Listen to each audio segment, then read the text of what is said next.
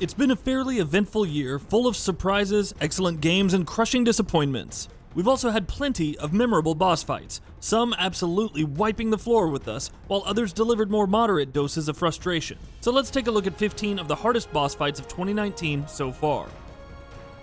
Kronika, Mortal Kombat 11. In terms of power, Kronika is easily at the top of the pecking order in the Mortal Kombat pantheon. This prowess is reflected in battle as well. Fatal blows aren't effective against her, only the initial hit does damage, and she has insane juggles and quick movement. She's also capable of rewinding a fighter with homing projectiles, disorienting and setting them up for more damage. And of course, in terms of disrespect, her endlessly looping fatality takes the cake. GOHMARACAS, Cadence of Hyrule. Like many boss fights, GOHMARACAS is easy, when you know what to do and how best to do it. The first phase doesn't seem very special as it fires balls of webbing and the occasional eye laser.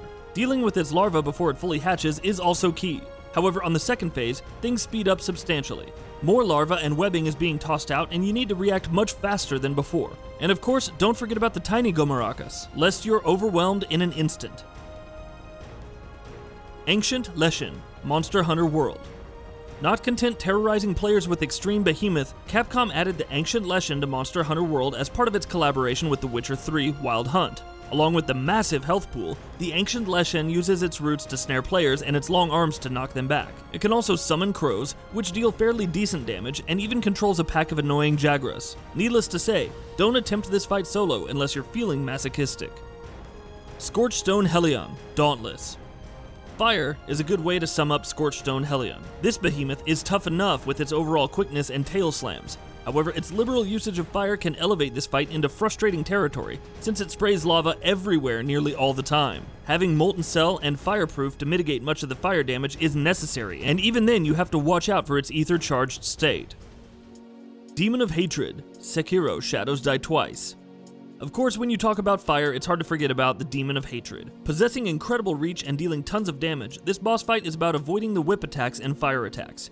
Rings of Fire? Homing fireballs? He's got those too. And if that wasn't enough, his posture meter is pretty much equal to his health pool. You'll need a lot of patience for this fight on top of everything else. FORTINBRAS, ONIMUSHA WARLORDS HD Remastered. Though ONIMUSHA WARLORDS is far from the most difficult game in the series, FORTINBRAS remains quite the annoyance. Along with fire, lasers, and lightning, FORTINBRAS has a habit of varying his patterns, which means being prepared and reacting as necessary. Oh, and he can also knock you back with melee attacks while also possessing a grab that drains your health pool almost instantly. RAIDOU, Dead or Alive 6, Story Mode. Hardcore Dead or Alive fans will probably remember RAIDOU as the boss in the very first game. He's a cyborg now, don't ask, and boasts an unlimited break gauge. Perhaps more annoying is the fact that he can blanket the entire screen in darkness, preventing the player from seeing his next move, in addition to losing track of their own fighter. OD-BLOODSTAINED, Ritual of the Night.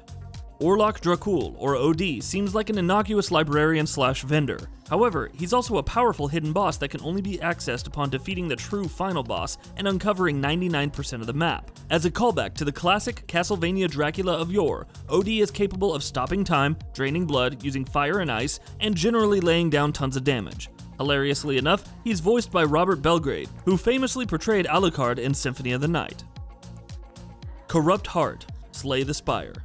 The Corrupt Heart has 750 HP, but its various buffs make it seem almost hopeless. Beat of Death will cause you to take a certain amount of damage when the card is played. Painful Stabs will throw a wound into your deck pile if you receive any damage that isn't blocked. But the worst is Invincible, which effectively limits the amount of damage it receives per turn, providing a safety net against any potentially nasty attacks of yours. And if that wasn't bad enough, it gains plus 50 strength from its 5th buff onwards.